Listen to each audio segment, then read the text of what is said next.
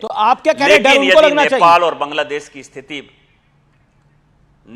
बांग्लादेश की स्थिति यदि बनेगी, और मैं आपके चैनल पर ऑन रिकॉर्ड ये बात कह रहा हूं, सबसे पहले गांधी परिवार भागता हुआ नजर आएगा, उसके बाद जितनी परिवारवादी पार्टी है, चाहे वो उद्धव ठाकरे साहब हों, अखिलेश यादव साहब हों, स्टालिन साहब हों, लालू प्रसाद यादव साहब हों, ममता जी हों, एक आदमी इस देश में नहीं नजर आएगा। सभी लोगों को लगता है कि ये राजतंत्र नहीं है, राजा का बेटा राजा नहीं बनेगा।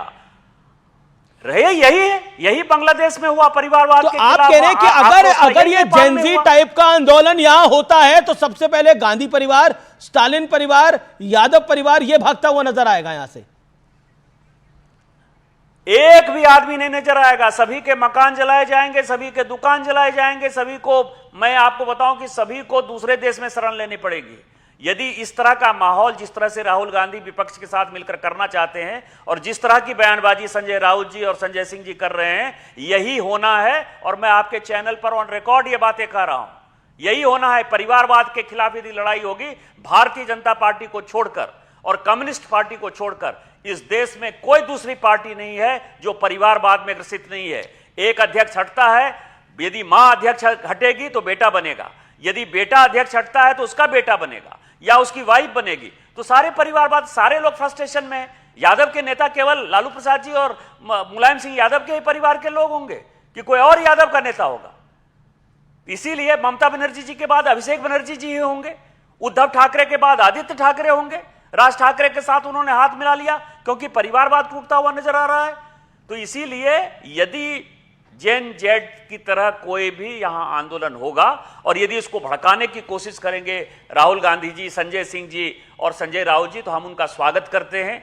निर्भया कांड के समय भारतीय जनता पार्टी ने एक भारी भूल की थी। हम उस आंदोलन का सहभागी बनेंगे जो संजय राउत जी और ये सब चलाने की कोशिश करेंगे, और उसके बाद यदि ये लोग हिंदुस्तान में नजर आ गए तो फिर आप मुझे कहिएगा। जी, ये आप बड़ा कह रहे हैं कि अगर ऐसा जेनजी टाइप का आंदोलन हिंदुस्तान में हो गया तो परिवारवादी पार्टियों के लोग भागते हुए नजर आएंगे, ये देश में भी नहीं रह पाएंगे, ऐसी कंडीशन हो जाएगी। आपने तो पूरा गेम ही उल्टा कर दिया कि भ्रष्टाचार के खिलाफ है, भ्रष्टाचार के अधिकतर आरोप इन्हीं लोगों पे है और सत्ता अधिकतर इन्हीं के पास रही है।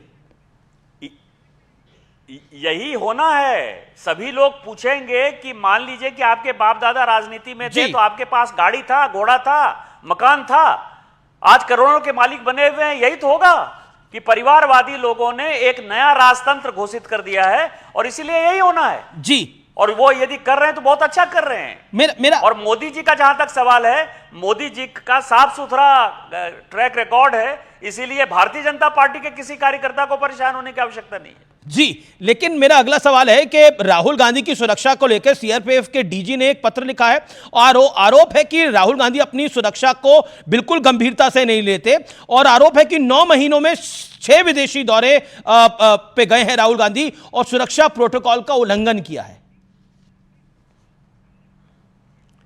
देखिए, राहुल गांधी जी विदेश जाएं, इसमें किसी को कोई परेशानी नहीं है, लेकिन राहुल गांधी जी इस देश की एक एसेट है। राहुल गांधी जी प्रतिपक्ष के नेता है और उनकी सुरक्षा जो है वो भारत सरकार का